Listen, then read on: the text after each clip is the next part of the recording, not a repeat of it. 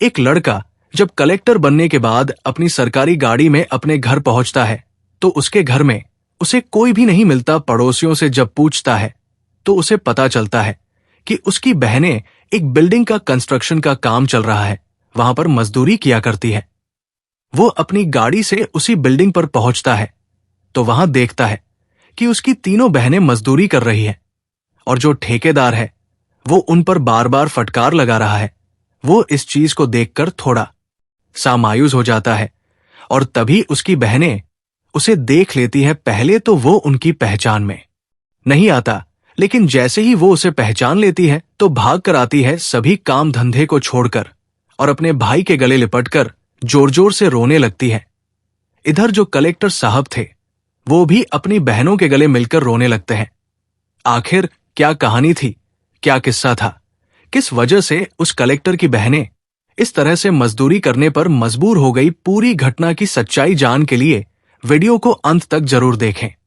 और अगर आप हमारे चैनल पर पहली बार आए हैं तो चैनल को सब्सक्राइब कर लीजिए और अगर वीडियो पसंद आए तो वीडियो को लाइक करना मत भूलिए। दोस्तों, ये कहानी है एक ऐसे परिवार की जो बिहार से चलकर अहमदाबाद आकर रहने लगता है रोजगार की खोज में, और यहां आकर वो एक झुग्गी झोपड़ी बनाते हैं और उस झुग्गी झोपड़ी के अंदर पूरा परिवार रहा करता है।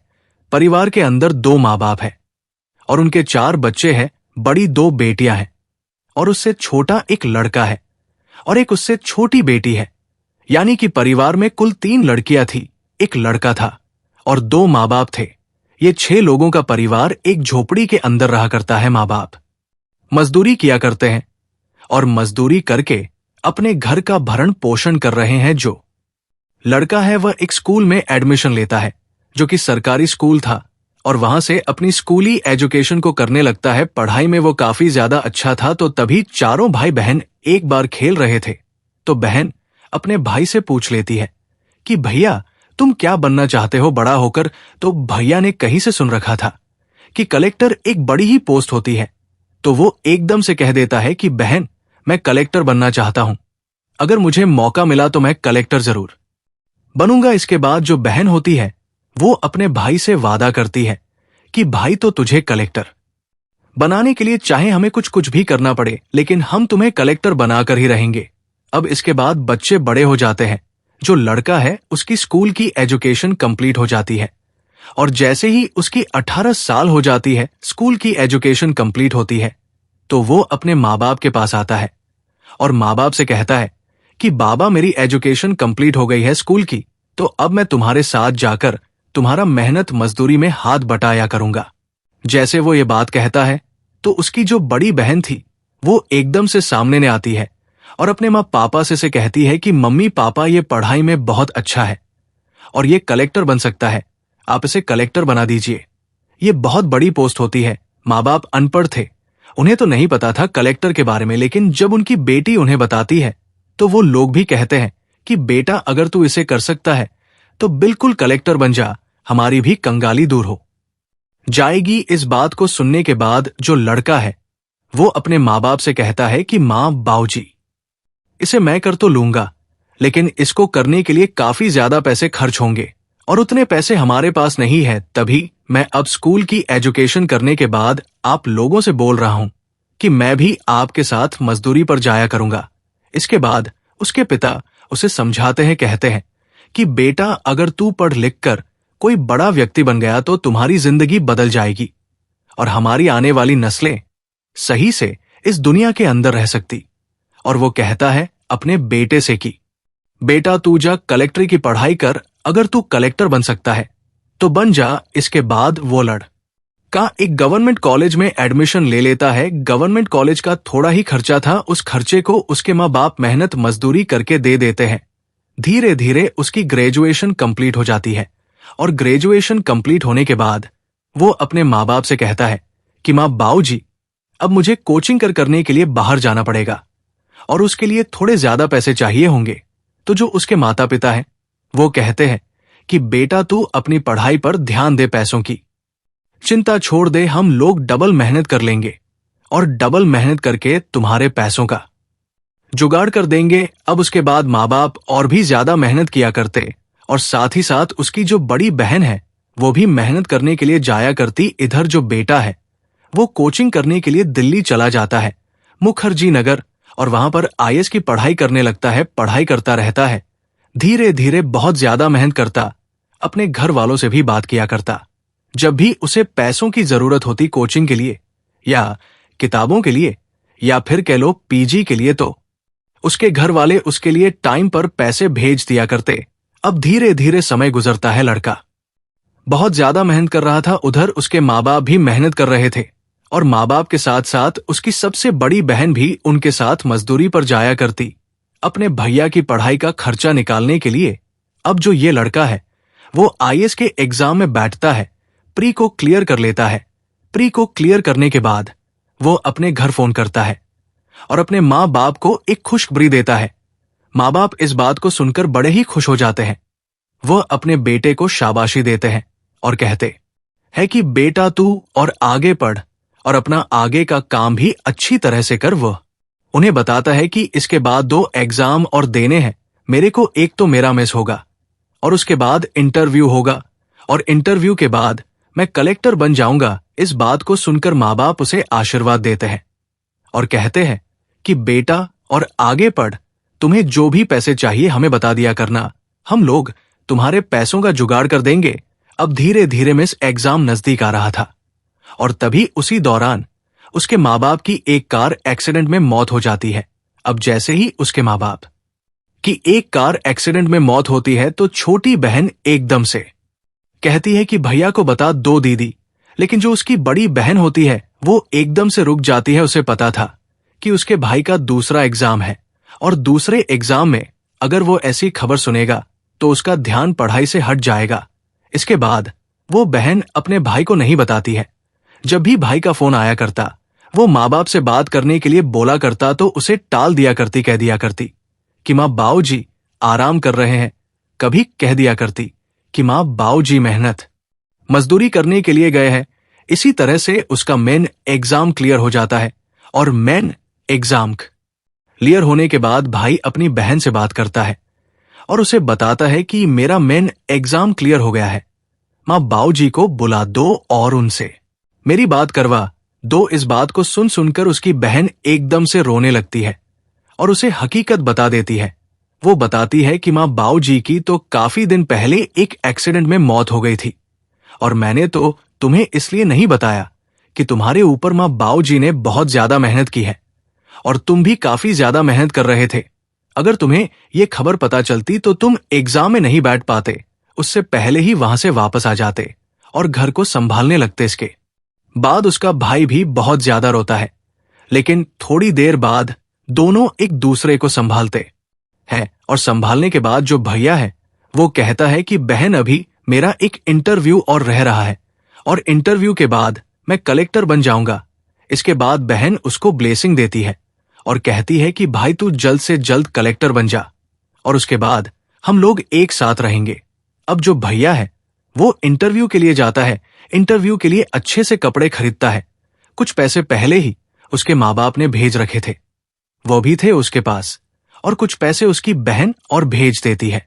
अब वो अच्छे से कपड़े सिलवा है और उन्हें पहनकर इंटरव्यू देने के लिए इंटरव्यू हॉल में चला जाता है। वहां पर जाने के बाद जो इंटरव्यू लेने वाला व्यक्ति था वो उससे उसके जीवन के बारे में पूछने लगता है तो वो उसे अपनी सारी कहानी बता देता है और जैसे ही वो इंटरव्यू लेने वाला उसकी सारी कहानी सुनता है तो कहानी को सुनने के बाद उसकी भी आंखों में आंसू आ जाते हैं कि कैसे एक गरीब लड़का झोपड़पट्टी से उठकर यहां तक आ गया इस इंटरव्यू को देने के लिए। उसके बाद कुछ सवाल भी वो इंटरव्यूअर उससे पूछता है, उन सवालों के सटीक जवाब वो लड़का उन्हें दे देता है।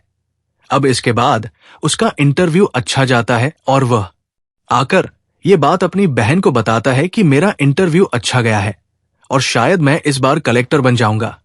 अब इसके बाद धीरे धीरे कुछ दिन और बीतते हैं और कुछ दिन जैसे ही बीतते हैं तो उसका रिजल्ट आ जाता है। जब रिजल्ट आता है तो उसका क्रेडर में नंबर पड़ गया था आईएएस के में, और आईएएस के में जैसे ही नंबर पड़ता है तो सबसे पहले ये बात वो अपनी सबसे बड़ी बहन को बताता है और कहता है कि बहन आज से मैं कलेक्टर बन गया हूं। इस बात को सुनने के बाद उसकी बहन फूली नहीं समाती अपनी दोनों बहनों को ये बात बताती है और कहती है कि हमारा भाई कलेक्टर बन चुका है। तभी वो बड़ी बहन अपने भाई से कहती है कि भैया, अब तो तू कलेक्टर बन गया है, अब तू घर आ जा और सभी मिलजुल कर एक साथ रहेंगे। लेकिन तभी जो उसका भाई है वो कहता है कि बहन, अभी तो मेरी कुछ ट्रेनिंग रह रही है और ट्रेनिंग होने के बाद ही मैं घर आऊंगा। अब दोस्तों, इसके बाद जो भाई है वो ट्रेनिंग के लिए चला जाता है और उसकी बहन मेहनत मजदूरी करके अपना भरण पोषण कर रही थी।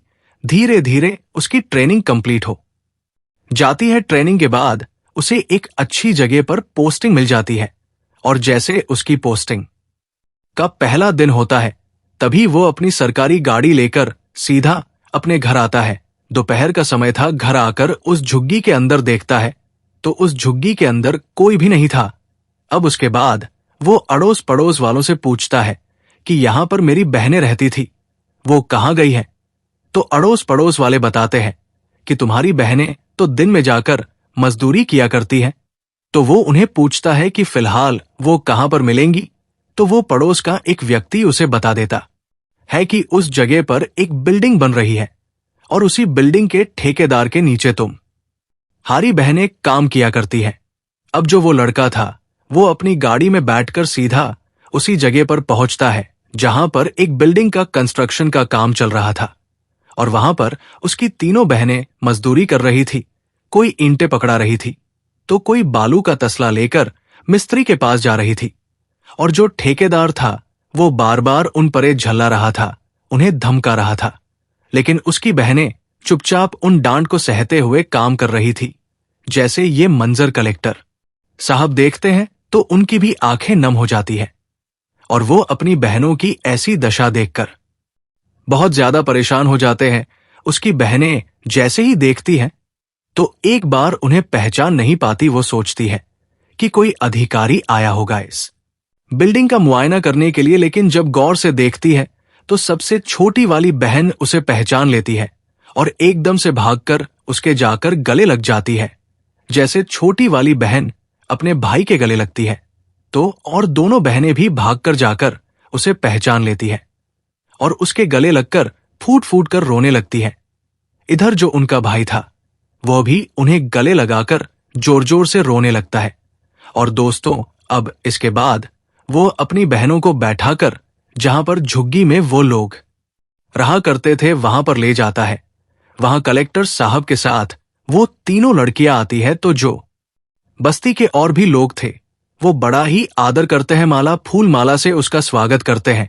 उसके बाद वो अपनी बहनों से कहता है कि बहनों, जो भी तुम्हारे कपड़े हैं उनको अपने साथ ले लो। अब इसके बाद हम लोग यहां पर नहीं रहेंगे क्योंकि कलेक्टर साहब को एक सरकारी क्वार्टर मिला हुआ था। तो उसी क्वार्टर के लिए वो अपनी बहनों को वहां से बिठाकर अपने साथ ले जाता है। अब उस सरकारी आवास के अंदर वो लोग कुछ दिन रहते हैं और कुछ दिन रहने के बाद वो भाई अपने सबसे बड़ी बहन के लिए एक लड़का ढूंढता है। लड़का भी एक ऑफिसर था और उसी ऑफिसर से अपनी बहन की शादी करवा देता है। बड़ी बहन की शादी करवाने के बाद वो छोटी बहन के लिए एक अच्छा सा लड़का ढूंढता है और उसकी भी शादी करा देता है। अब उसके बाद बचती है तीसरी वाली बहन जो सबसे छोटी थी। जैसे ही वो उससे शादी के लिए बात करता है तो वो बहन कहती है कि भैया, मैं बाद में शादी करूंगी, मैं आपसे छोटी हूं, आप ऐसा करो पहले आप शादी कर लो, नई भाभी आएगी, उसे भी तो सब चीज बताने के लिए कोई यहां पर चाहिए। तभी वो भैया अपनी बहन को समझाता है कि बहन, आजकल की औरतें ऐसी होती है कि तुम्हारा जीना दुश्वार कर देंगी और उसके आने के बाद क्या पता मैं तुम्हारी शादी कर पाऊं या नहीं कर पाऊं। क्योंकि वो कलेक्टर था दोस्तों और उसे सब चीज के बारे में पता था कि आजकल किस तरह की महिलाएं होती हैं। तो वो ऐसा कहकर अपनी बहन को समझाता है और समझा बुझाकर उसके लिए भी एक अच्छा सा लड़का देखता है और उसकी भी शादी कर देता है।